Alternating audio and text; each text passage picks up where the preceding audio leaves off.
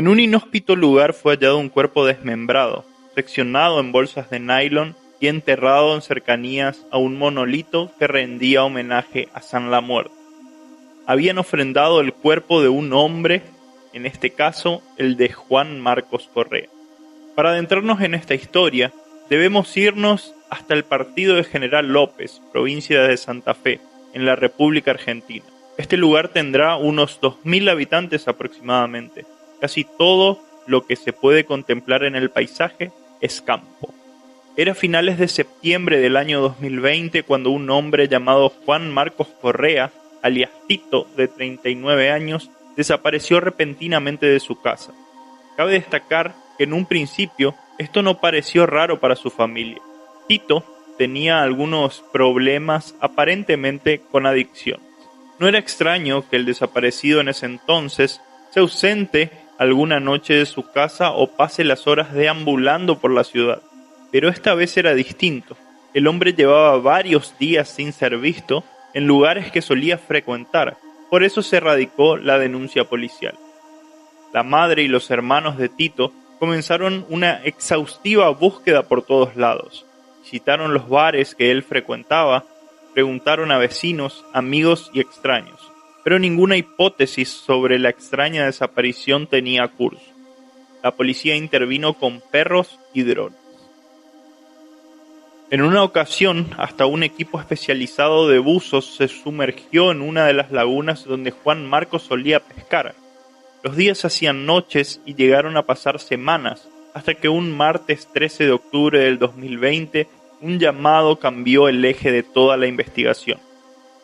Desde una comisaría de la ciudad vecina, uniformados se comunicaron con sus pares, anunciando que una de las personas que tenían detenidas había dado escalofriantes datos sobre un posible crimen que podría marcar un antes y un después en el tranquilo pueblo. El sospechoso se trataba de Carlos Emanuel Lucero, alias Perro, quien en la ocasión había sido puesto bajo custodia por un supuesto caso de violencia de género.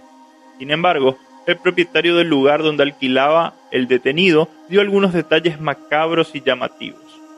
Vi una imagen de yeso de San La Muerte en el lugar donde vive y también un recipiente que contenía sangre aparentemente. Había dado a entender el testigo que declaró ante los uniformados.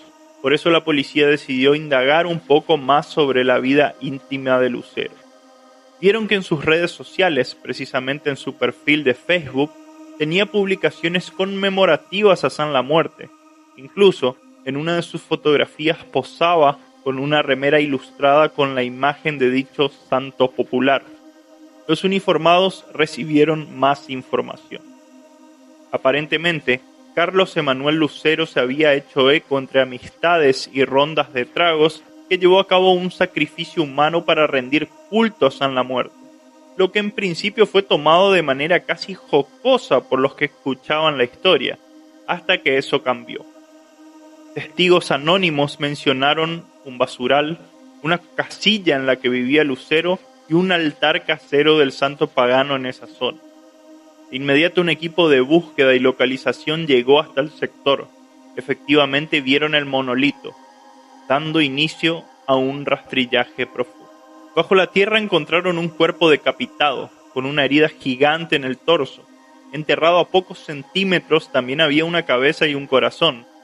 Pero eso no terminaba ahí, sino que mediante la autopsia detectaron hasta signos de canibalismo en el corazón. Un análisis de ADN comprobó que las partes del cuerpo halladas correspondían a quien en vida fuera Juan Marcos Correa, cuya desaparición se hizo notar el 27 de septiembre del 2020. El sospechoso no negó la autoría del crimen y la reconstrucción del caso es estremecedora. Entre el domingo 27 y el miércoles 30 de septiembre del año 2020, Lucero actuó con la intención de hacer un sacrificio humano como ofrenda a San La Muerte. Él aparentemente no era amigo de Juan Correa, pero seguramente se conocían teniendo en cuenta lo pequeño que es el pueblo. El sindicado aparentemente tenía conocimiento que la víctima tenía problemas con adicciones, situación que habría aprovechado para concretar un engaño, invitándolo a compartir drogas y bebidas en la zona del basural. Lucero llevó cigarrillos de marihuana, un cuchillo y un recipiente para dar inicio a su deleznable plan. En un momento dado de la reunión, Lucero le da un brutal golpe de puño a Correa, quien en sus condiciones de vulnerabilidad cayó al suelo y aparentemente escuchó las últimas palabras que lo aterrorizaron. Te voy a matar y ofrecer tu cuerpo como ofrenda a San la Muerte. Luego de eso, con un cuchillo lo apuñaló en varias partes del cuerpo, presuntamente mientras agonizaba.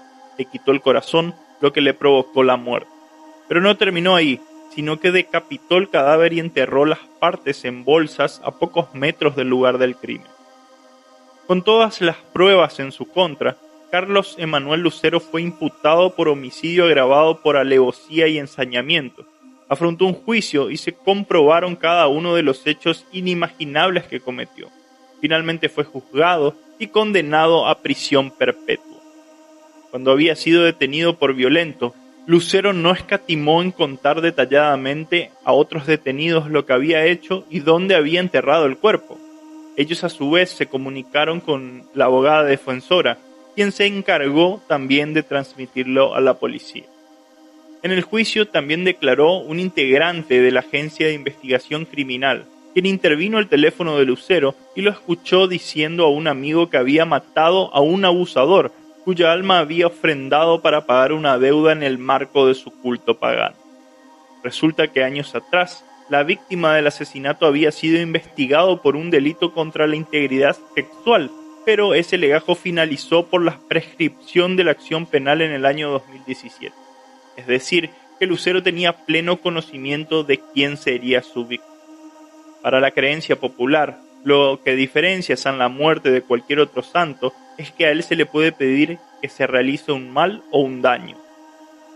Para sus devotos, también tiene la capacidad de protección contra un enemigo y el poder de castigarlo por sus malas intenciones. La historia dice que en el siglo XVIII, en tierras guaraníes, un monje jesuita acusado de actos de brujería fue encerrado y aislado. Un día, los carceleros abrieron la puerta de la celda para darle comida, pero el monje ya era un esqueleto y señaló a quien lo había acusado. Supuestamente días después, todos los que habían participado de su encarcelamiento murieron de enfermedades misteriosas. Esa imagen del esqueleto es la que da forma a la figura de San la Muerte y la que ha perdurado como creencia popular por cientos de años.